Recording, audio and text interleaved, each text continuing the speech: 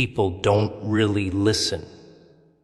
They hear sounds, words, noise, but real listening, that's rare. Most of the time, they're just waiting for their turn to talk, or twisting what you say into something that fits their little world.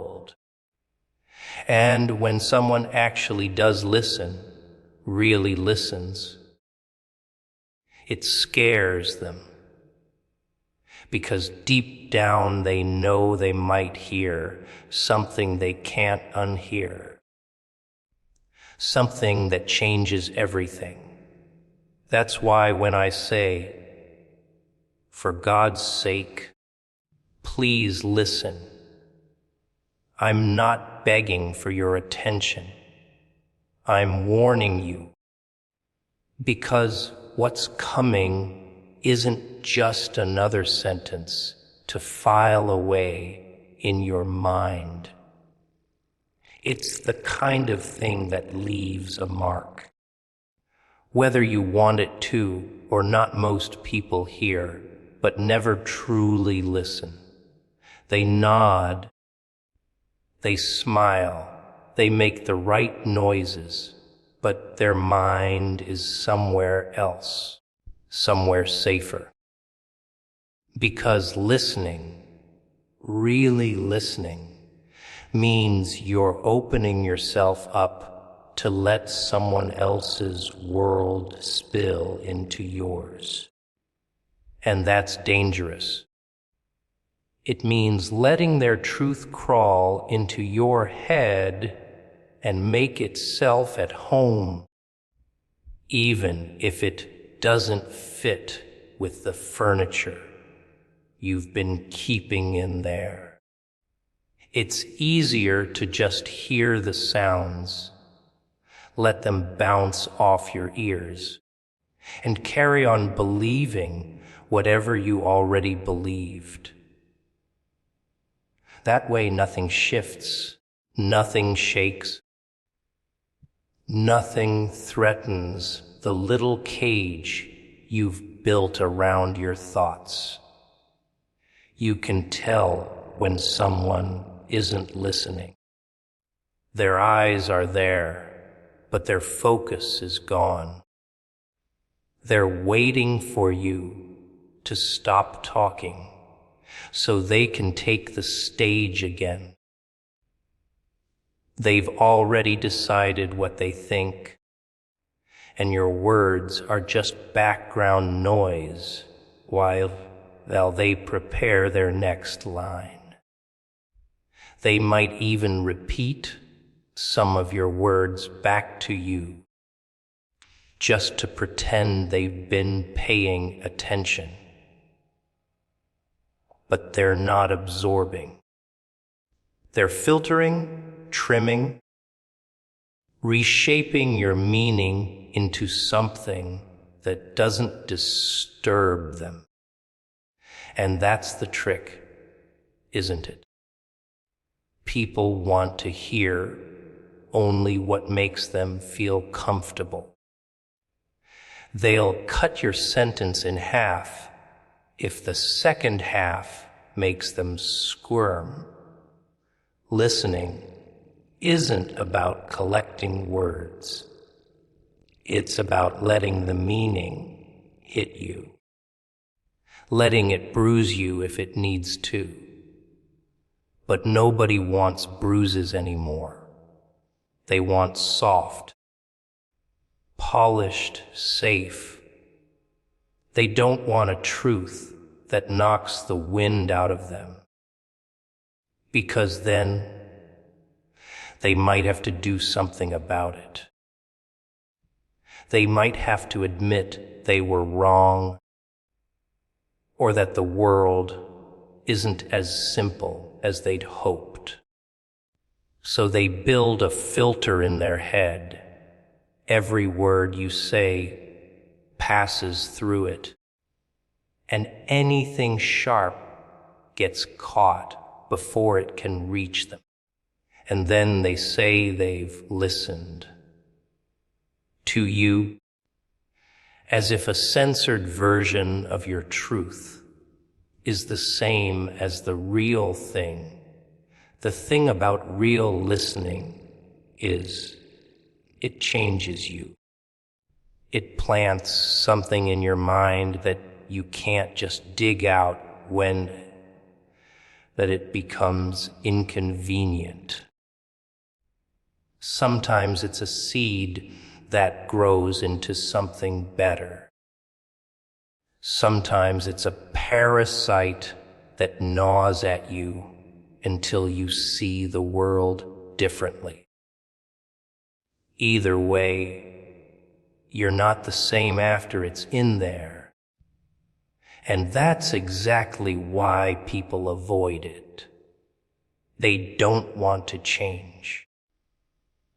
They want to stay wrapped in the same blanket of familiar lies they've been carrying since childhood.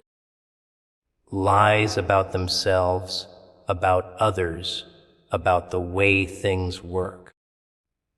Listening risks tearing that blanket to shreds, leaving them in the cold with nothing to cover up the truth. And then there's the fear. Oh, people won't admit it, but listening is scary.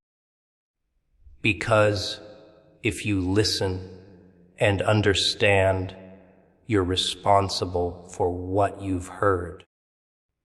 You can't claim ignorance anymore. You can't look the other way and pretend you didn't know. The moment you truly listen, you're holding a piece of someone else's reality in your hands, and you either act on it or you let it rot. Both choices say something about you. That's why so many people choose to keep their ears half closed. It's easier to live with yourself when you can pretend you didn't hear the things that would demand you to be more than you are. Real listening. You are real listening, maybe more than you are. Real listening mean being present. Not just being there in body, but cutting the noise in your own head long enough to let someone else's voice fill the room. No rehearsed replies. No mental side conversations. No building counter-arguments while they're still speaking. Just taking it in, raw and unpolished.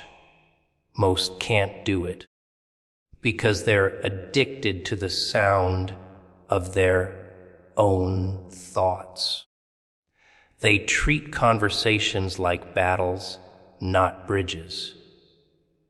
If they do hear you, it's only so they can load the next shot, not so they can cross into your side of the world and see what it looks like from there.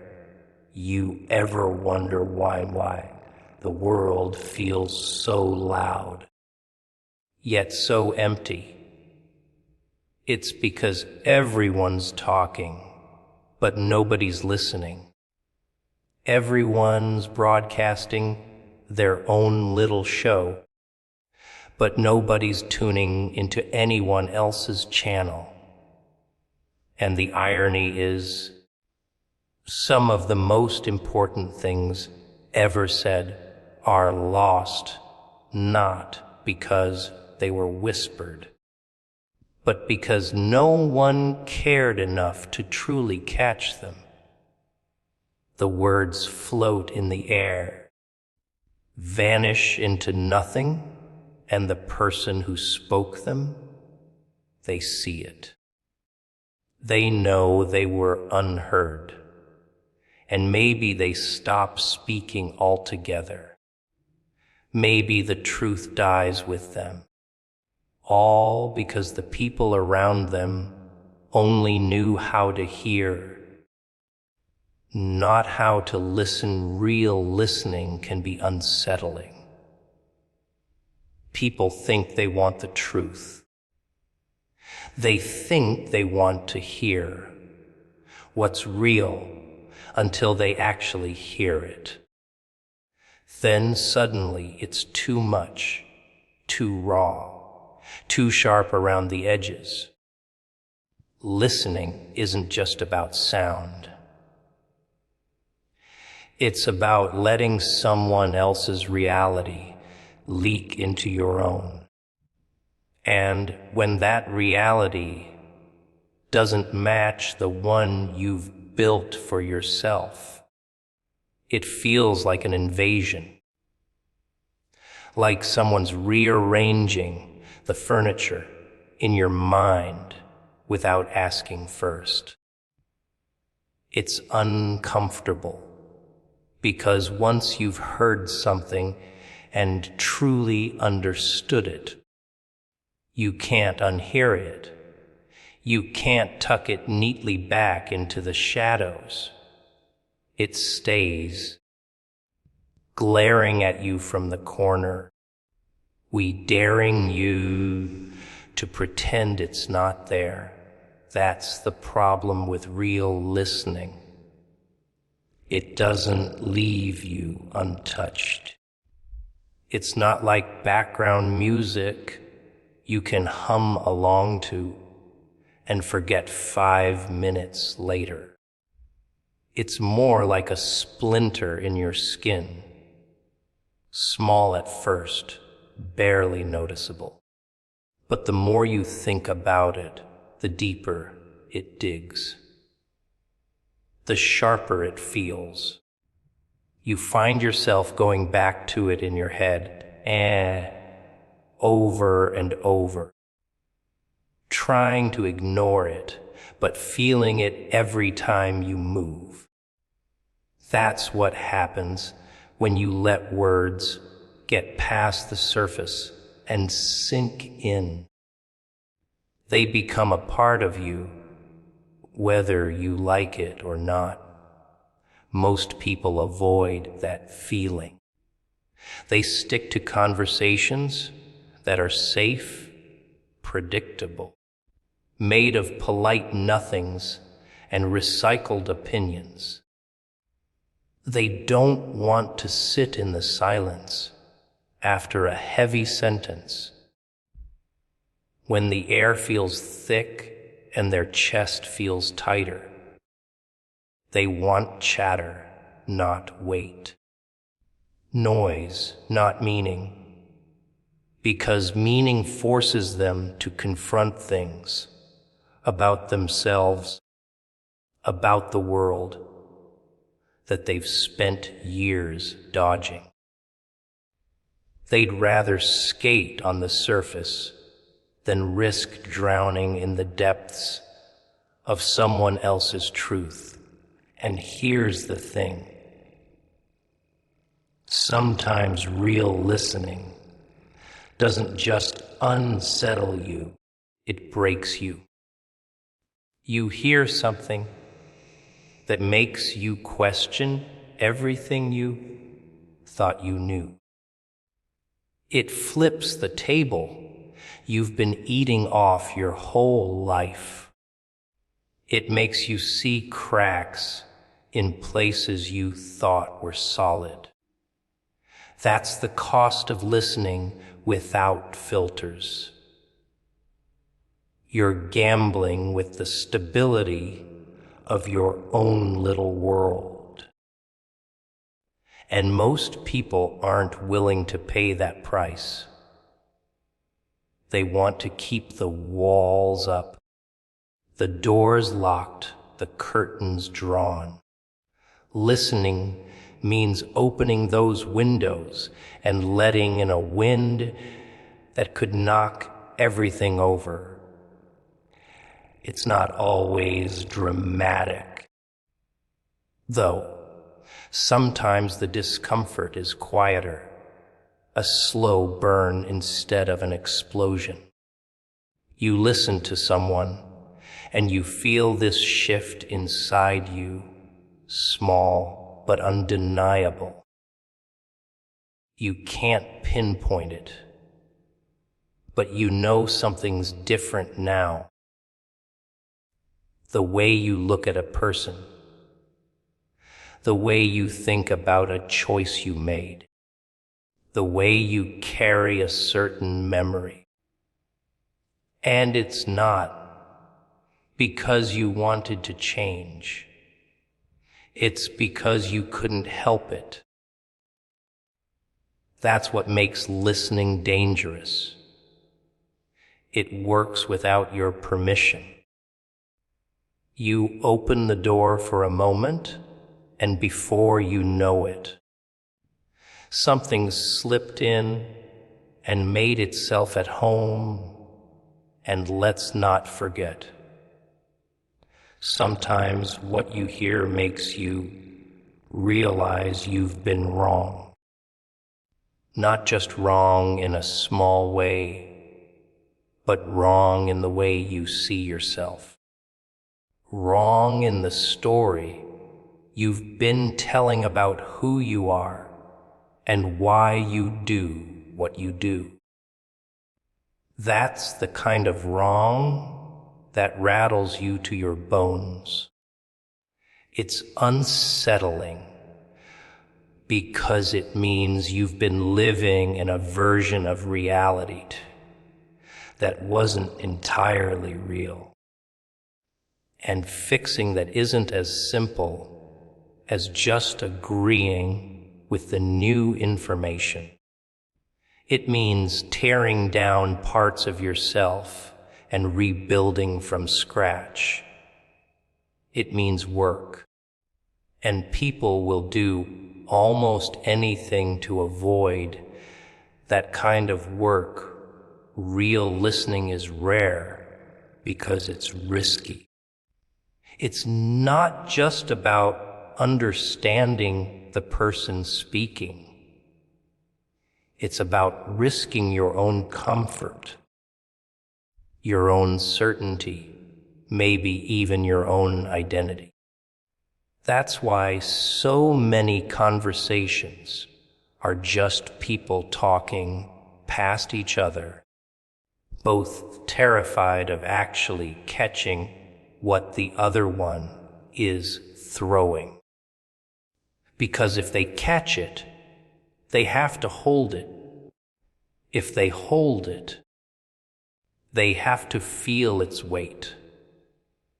And if they feel its weight, they might realize it's heavier than anything they've carried before.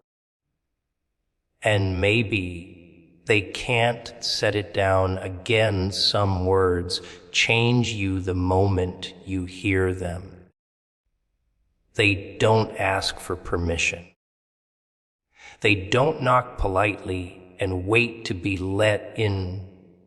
They kick the door open, walk right through your head, and start rearranging the furniture. And it's never the words you expect. It's not always the big, dramatic speeches or the carefully rehearsed lines. Sometimes it's a sentence so simple you almost miss it, until it hooks itself into you and refuses to let go.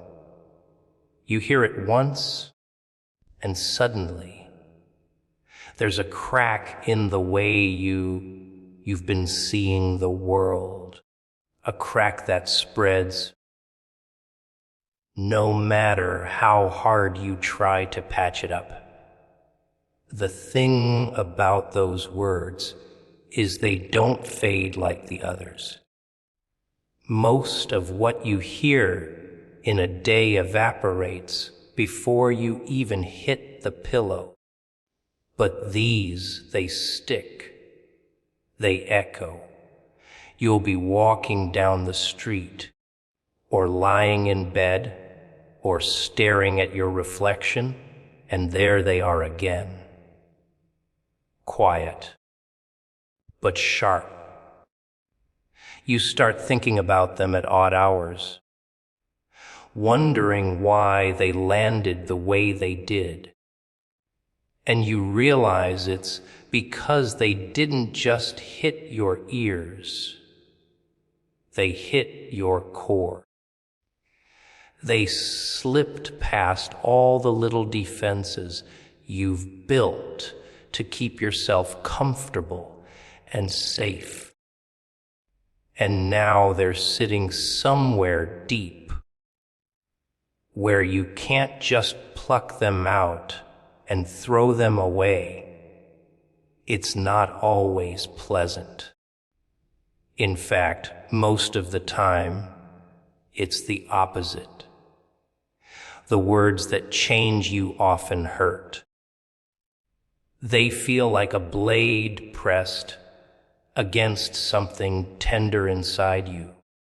They make you angry or scared or ashamed. They expose something you were trying to hide from yourself. But they also light something up, a part of you that's been asleep maybe for years. And once it's awake, there's no putting it back to sleep again. You're different now. You can't pretend you didn't hear what you heard. Sometimes those words come from someone you trust, and that makes them heavier. It's one thing to hear something life-altering from a stranger. You can dismiss it, write it off, tell yourself they don't know you. But when it comes from someone who's seen you up close, someone who's witnessed the parts of you you don't show the world, it hits harder. You can't escape it because you know they're not guessing. They're telling you something they've seen with their own eyes. And deep down, you know they're right other times. Those words sneak up on you from the most unlikely place. A passing comment from someone you barely know. A line from a book you weren't even paying attention to. A throwaway sentence in a conversation you thought was about something else. You don't realize at first that it's going to change you. It just sits there quietly, and then hours or days later, you feel it start to move. And by then, it's too late. The shift has already begun. The danger and the beauty of words like that is that you don't get to choose what they do to you. You don't get to control the direction they push you. Sometimes they pull you towards something better, something stronger. Other times, they pull you apart, forcing you to confront things you'd rather bury. But either way, you're not the same person you were before you heard them. They've taken something from you, a belief, a fear, a piece of your old self, and replaced it with something you might not even understand yet. And here's the cruel part. You can't give them back. You can't unhear them. Even if you want to, even if you try to drown them out with noise or bury them under new words. They'll still be there, waiting. Maybe they'll fade to a whisper, but they'll whisper at the exact wrong time, when you're making a choice, when you're standing at a crossroads, when you're about to tell yourself a comforting lie.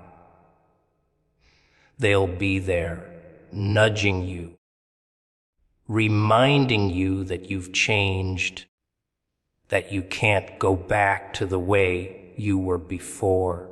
Some words are like sparks. You barely notice them, and notice them till they set something inside you on fire. And once the fire starts, you can't control how far it spreads. You can't decide which parts of you it burns away and which parts it leaves standing. All you can do is watch yourself transform in the heat, knowing that the person you were before is already gone.